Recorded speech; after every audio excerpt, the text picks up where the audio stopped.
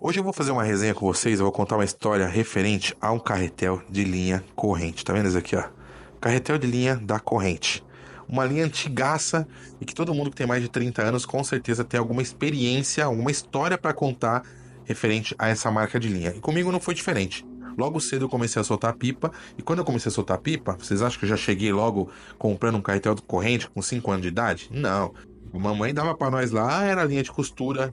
Às vezes a gente pegava uma linha de costura escondida da mãe. A linha de costura escondida. Hoje, quando eu paro pra pensar nisso, eu falo, nossa, cara, que loucura, né? Porque as condições de vida eram tão escassas, né? Nós vivíamos, estavam vindo de uma época de muita escassez, que era um pós-guerra, e todos os países são afetados na guerra, e o Brasil não foi diferente. Então tinha muita dificuldade para comprar comida, para arrumar trabalho, para ter dinheiro. Então estava começando a acontecer as coisas na época que eu nasci ali, final da década de 70, começo da década de 80. E até as coisas começarem a melhorar, chegar nos anos 2000, tinha um chão pela frente ainda, né? Para as coisas começarem a acontecer. Então, meus pais passaram dificuldade, meus avós passaram dificuldade. Então, comprar um carretel de linha era uma coisa muito treta. Muito treta. Então eu tinha que me contentar com o quê? Minha mãe me ensinou a desfiar saco de batata de feira. Então eu ia até a feira, minha mãe pegava o saco de batata, chegava em casa, ela me ajudava a desfiar, a gente enrolava naquelas latinhas de molho, tá? Tinha umas latinhas de molho que existe até hoje, pequenininha assim, ó, Tarantela, Quero, né? Não sei se eram essas marcas, mas enfim, tinha umas latinhas de molho, eu enrolava naquelas latinhas. Então a iniciação do pipa para uma criança da década de 80 e 90 era uma latinha de molho pequenininha. Quando você ganhava a lata de óleo grande já de cozinha, você já estava no outro nível, porque ali você já ganhava, você já saía do carretel do pequeno. Vocês acreditam que a gente tinha que soltar pipa 30 dias das férias, com 147 metros de linha, que era o que vinha nesse carretel aqui da Olho, linha corrente, certo? 147 metros de linha. E depois de uma certa idade, a gente ia em busca do carretel. Eu não tenho carretel branco aqui para mostrar, mas esse aqui é corrente também, ó. A gente ia em busca de um fio 10 da corrente para poder comprar de 500 metros, que era 457 jardas, acho que é isso. Deixa eu ver aqui se é isso mesmo. Acho que nem tem mais marcando. 457 metros de linha, 500 jardas. Era o que a gente ia atrás. Então, as duas coisas aqui, ó. Esse carretel era uma obsessão quando a gente era muito criança. E quando a gente começava a crescer, na pré-adolescência ali, que nem existia pré-adolescência ainda, a gente ia em busca do carretel dos grandes. E isso era uma fantasia que circulava na nossa mente. Quando a gente viu um amigo na época das férias com dois carretéis desse daqui, o cara tirava. O cara tinha muitas condições, tinha uma condição financeira muito boa. Ou ele fazia alguma coisa por fora, alguma maluquice, tá ligado? É tipo, maluquice que eu digo. Que era coisa legal. Depois eu aprendi também. Ir guardar carro, cuidar de carro na rua, vender latinha. Não sei, vender latinha, acho que eu vendi. Acho que eu cheguei a vender latinha também. Enfim, a vender ferro, essas coisas sempre teve. Entendeu? Então a gente ia em busca disso daí, ajudava as pessoas com carrinho de feira subir da feira, as tiazinhas ganhavam trocado aí conseguia comprar. Mas enfim, eu fui passando o tempo. E a minha obsessão era primeiro ter o carretel dos pequenos. Aí eu conseguia ganhar. Eu ganhava dois. Ganhava um no começo das férias da minha mãe, depois minha avó vinha e me dava outro. Passou o tempo, cresci. O objetivo era um dos grandes. Minha mãe me dava um dos grandes, depois a minha avó vinha e dava outro. Então a coisa começou a subir o patamar. Então quando você ganha um dos grandes, você quer dois. Quando você ganha dois, você quer três. Só que naquela época nem tinha lata para três, o máximo era dois. E a lata profissional naquela época, top, era a latinha retangular de thinner. Quem tinha latinha de thinner com fita adesiva na ponta, fita preta, certo? Que era a fita isolante. Mano, o cara já era, tipo, considerado pipeiro profissional. O cara tava num nível superior a todo mundo.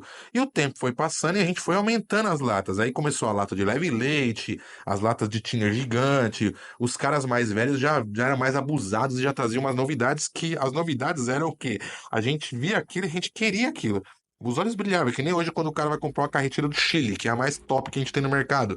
Aí o cara, tipo, os olhos com 50 anos, o olho do cara brilha quando ele pega uma na mão e fala, eu consegui, é uma conquista. Pra nós, ter uma lata daquela também era uma conquista. Ter dois carretéis dos grandes era uma conquista. E eu lembro de cada conquista que eu tive na minha vida referente à pipa. Por isso que eu gosto tanto de pipa e por isso que eu compartilho tantas histórias e tantos ensinamentos com vocês aqui. Inclusive, já tá na hora de você aproveitar esse vídeo e meter o dedo no like para garantir a sua presença nessa aula top de hoje, né? Na verdade, não é uma aula, é uma aula. Será que é uma aula? Talvez seja uma aula, mas eu tô compartilhando uma história com vocês, então acho que merece sim. Boas lembranças vão vir, vocês vão deixar uns comentários tops aí que eu tô ligado. Então já mete o dedo no like e garante sua presença nessa aulona de hoje, nessa nossa resenha, na aula de história, certo? E se você for novo por aqui, já se inscreve também, vem com nós. Então eu vou continuar aqui. E dessa pegada, o que aconteceu? Eu fui crescendo. E eu arrumei meu primeiro trabalho, eu fui trabalhar ali de. Eu trabalhava numa mecânica. O meu primeiro emprego foi numa mecânica e eu ajudava na parte de funilaria e pintura da mecânica. Então eu trabalhava na parte de pintura. Então eu lixava, preparava, passava massa, lixava de novo, deixava o carro preparado para pintura. E foi meu primeiro emprego. E quando eu ganhei meu primeiro dinheiro, o dinheiro, né, substancial mesmo, né, um trocadão bom, vocês adivinham o que eu fiz? Eu sempre morei na região ali da Vila Bela, Vila Zelina, região da Vila Alpina. Eu nasci e fui criado ali. Meus pais me criaram ali a vida toda. E ali perto, no Parque São Lucas, na Vila do Oratório, existia uma fábrica da Linhas Corrente. Meu primo morava praticamente na rua da Linhas Corrente. Meu primo André e Anderson, a gente morava praticamente na rua. Então, eu lembro que eu peguei um dinheiro nesse dia, dei uma parte para minha mãe, juntei uma parte e fui até a porta dessa empresa.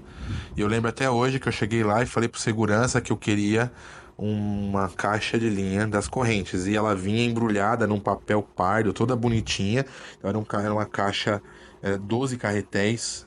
E vinha embrulhada num papel pardo, todo bonitinho. Você pagava e ia embora. O dia que eu consegui fazer isso foi o dia mais feliz da minha vida. Eu vim dando risada praticamente o caminho inteiro até minha casa. Demorava uns 30 minutos pra chegar na minha casa andando. Eu vim feliz da vida e, tipo, tentando esconder, porque eu sabia que eu ia passar por lugares na minha volta pra casa que tinha moleques que tomavam pipa dos outros. Se os caras desconfiassem que eu tava com uma caixa de linha debaixo do braço, os caras iam querer tomar de mim, entendeu? Então era rinchas que tinha de vila, que os caras tinham aprontava dessas. E quando acabava a época de pipa, todo mundo ia jogar bola, todo mundo era amigo. Mas na época de pipa, o bagulho era louco. Então eu ia passar por umas quebradas, eu ia desviando das quebradas para os caras me achar.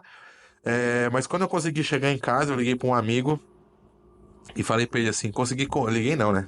Eu não liguei. Essa parte é mentira. Eu não liguei não, porque eu não tinha nem telefone. Eu fui até na casa do meu amigo, que se chamava Wagner. A gente foi. Fui na casa dele e falei pra ele que tinha conseguido comprar uma caixa de linha. E aí a gente dividiu essa caixa, era metade pra mim, metade pra ele. Então foi a primeira vez que eu consegui enrolar 6 tubos de linha, numa lata de leve leite. E eu lembro que foi muito top. Eu lembro do pipa que eu soltei. Eu soltei um pipa de cruz. Eu sempre gostei muito de pipa de cruz, vermelho e preto. Eu soltei um latãozinho, um Paulistinha, que é o latão de cavaleira de baixa envergada, que é o pipa que eu sempre fiz na minha vida, de 60. E com uma rabiolinha branca, daquela sacolinha de supermercado. E eu mandei muita linha, tomei um relo na mão, já tinha perdido bastante linha. Então essa cultura de mandar linha e tomar relo na mão sempre existiu. Ao contrário do que muita gente fala, a gente nunca foi cobrar ninguém porque cortava a gente na mão, porque quem manda a linha sabe que tá correndo um risco. E nós sabíamos dos riscos que a gente tava correndo. Então hoje eu tô compartilhando essa história com vocês aí, porque eu quero saber de vocês, porque talvez vocês percebam aí que realmente é uma coisa que eu me sinto feliz até hoje de lembrar, apesar de eu não gostar muito do passado. É uma coisa que eu gosto de lembrar porque é um momento bom, bacana, um momento, sabe, que foi muito sincero pra mim, foi muito importante pro meu crescimento. Pode parecer bobeira, mas foi uma conquista, né?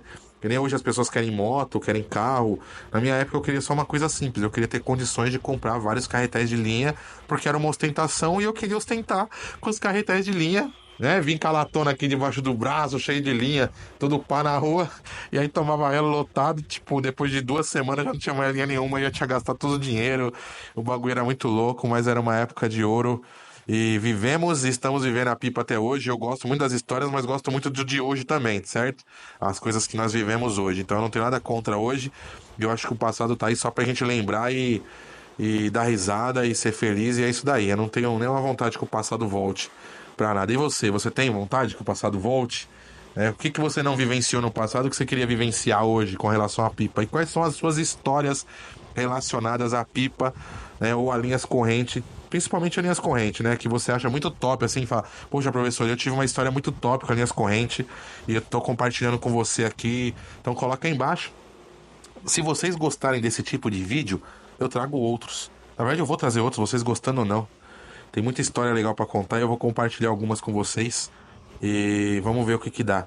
E a partir de hoje, vocês vão ver aqui no cantinho da tela vai aparecer um QR Code aí escrito Professor Lu.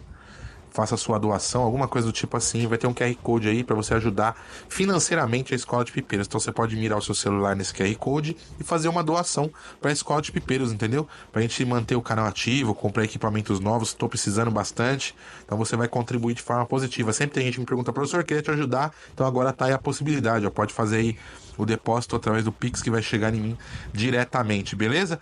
E se quiser se identificar depois, beleza, eu te agradeço. Se não quiser também, deixa no anônimo, beleza também. Quiser mandar lá no Instagram, professor, fiz um depósito pra você. Eu agradeço de coração já, antecipadamente. E vamos lá, né? Sem precisar de tigrinho, mas eu conto com a ajuda de vocês. Então, coloca nos comentários o que vocês acharam dessa história. Conta a sua aí. Nos vemos no próximo. É Pipa Terapia. Fui.